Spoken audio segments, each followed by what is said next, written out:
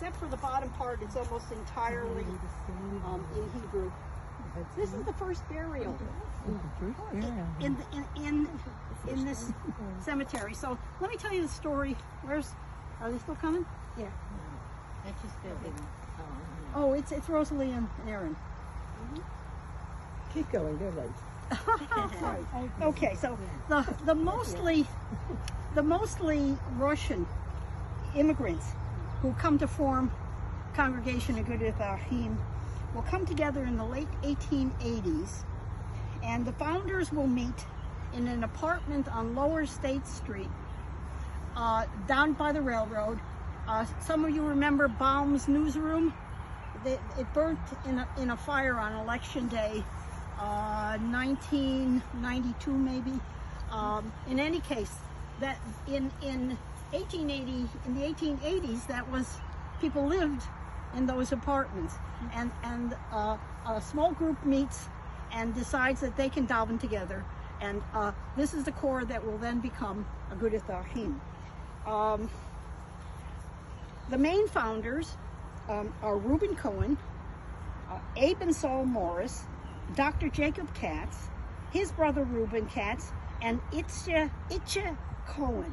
They are joined by others in the community, and around the early 1890s, General Electric is needing mechanics, machinists, mechanics, and some Hungarians are very good at this. So they arrive, and they're recruited into these minyanim that are going to be, eventually will be Agudat Achim. And so this is the newly emerging General Electric that they will be working for. This group forms the Agudat Achim Hebrew Benevolence Society in 1886. And a benevolent society takes care of people.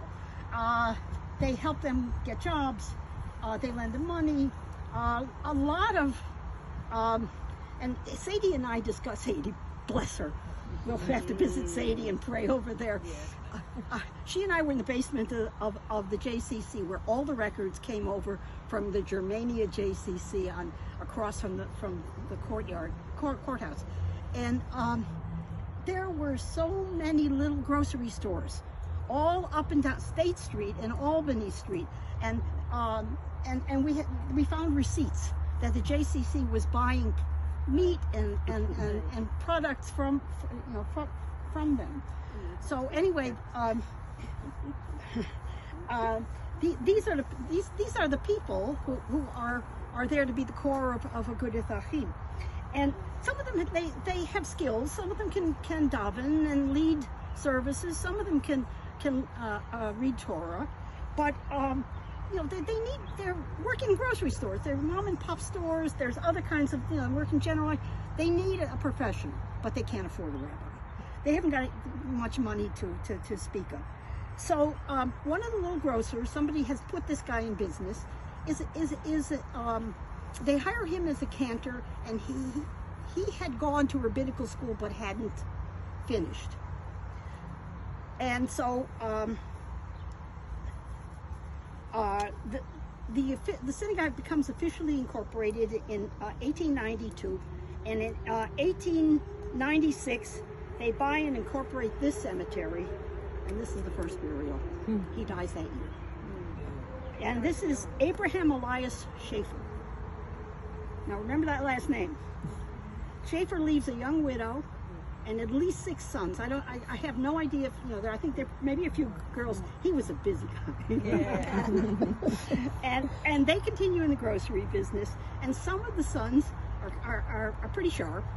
And Union College was very good to Schenectady boys. Couldn't live there, but you could attend as day students. And so a couple of the Schaefer boys get to go to Union College, and years later, when they are successful businessmen, having had the Schaefer markets, which became the Empire markets, which then sells to Grand Union, and Chem Cleaners, they give Union the Schaefer Library, and they give the Schenectady the Annie Schaefer Senior Citizen Center. So, but they had become wealthy, and went over and joined Gates. We got a little money from them. I remember in my time on the board getting $50,000 from them. Gates got a few bucks more. But that's the story of this this cantor who was the first burial in this cemetery. Some of the families buried here. This is a Schaefer. This is Morris Schaefer, and Is that the same Schaefer from the very building and downtown? No. No. This is they had a garden business, and this is one of